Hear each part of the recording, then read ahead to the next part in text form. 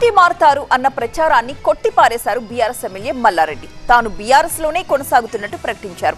BRS కార్యకర్త రక్తంతో రాసిన లేఖపై కూడా స్పందించారు మల్లారెడ్డి.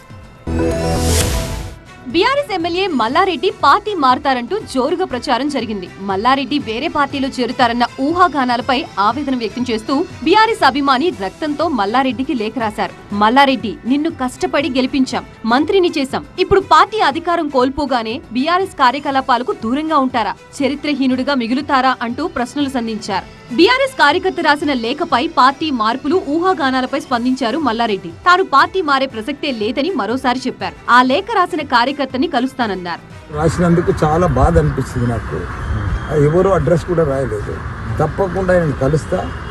నేను ఆయన బాధ అంతా నేను పార్టీలకి వెళ్ళి మారుతున్నాను బాధ. అది రాసిండు. నాకు కూడా బాధ అనిపించింది. చాలా ఇబ్బందికరం ఉంది. అడ్రస్ తెస్తే తప్పకుండా ఆయన ఇంటికి పోతుంటే తప్పకుండా ఆయన ఎట్లయినా అడ్రస్ తెచ్చుకొని పోతా. బీఆర్ఎస్ వర్కింగ్ ప్రెసిడెంట్ బర్త్డే సందర్భంగా కేక్ కట్ చేసిన మల్లారెడ్డి కేటీఆర్ ముఖ్యమంత్రి కావాలని ఆకాంక్షించారు. తాను బీఆర్ఎస్ లోనే ఉన్నానని, బీఆర్ఎస్ తోనే ఉంటానని మరోసారి స్పష్టం చేశారు మల్లారెడ్డి.